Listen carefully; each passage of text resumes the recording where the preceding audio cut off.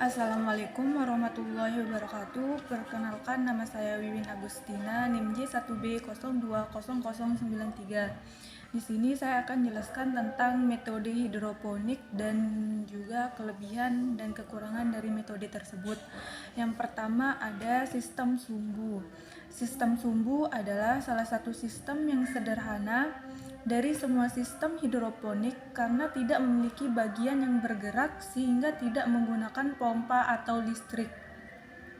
Kemudian kelebihan dari sistem sumbu ini adalah yang pertama, biaya untuk mengumpulkan bahan yang diperlukan tergolong sangat murah. Kemudian yang kedua, bentuk yang sederhana dan pembuatannya yang mudah memungkinkan hidroponik sistem sumbu dapat dilakukan bagi pemula.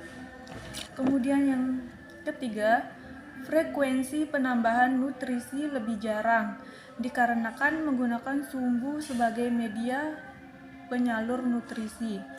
Kemudian yang keempat, tidak tergantung pada listrik sehingga biaya relatif murah. Yang terakhir adalah mudah untuk dipindahkan. Kemudian untuk kekurangannya, yang pertama jumlah tanaman yang dihidroponikan apabila berjumlah banyak maka akan sedikit sulit dalam pengontrolan pH air. Kemudian yang kedua, hanya cocok untuk jenis tanaman yang tidak memerlukan banyak air. Hal ini disebabkan oleh kemampuan kapiler sumbu dalam menyalurkan nutrisi bersifat terbatas. Kemudian sistem yang kedua yaitu sistem rakit apung. Sistem rakit apung merupakan cara bercocok tanam hidroponik modern.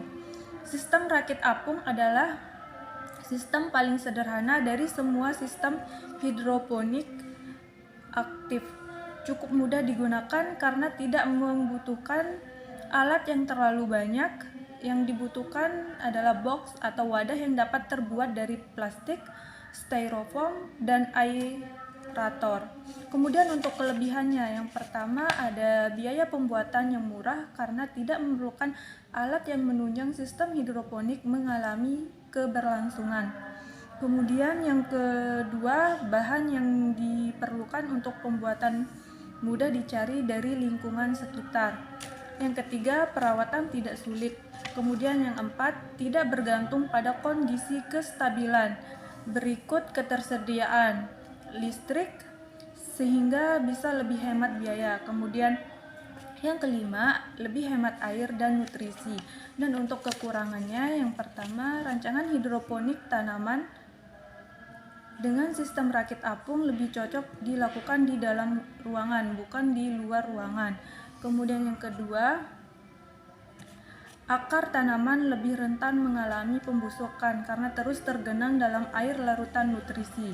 Kemudian yang ketiga, kadar oksigen yang sedikit, meskipun ada sebagian akar tanaman yang tidak terendam dalam larutan nutrisi sehingga memungkinkan ada oksigen untuk membantu proses fotosintesis.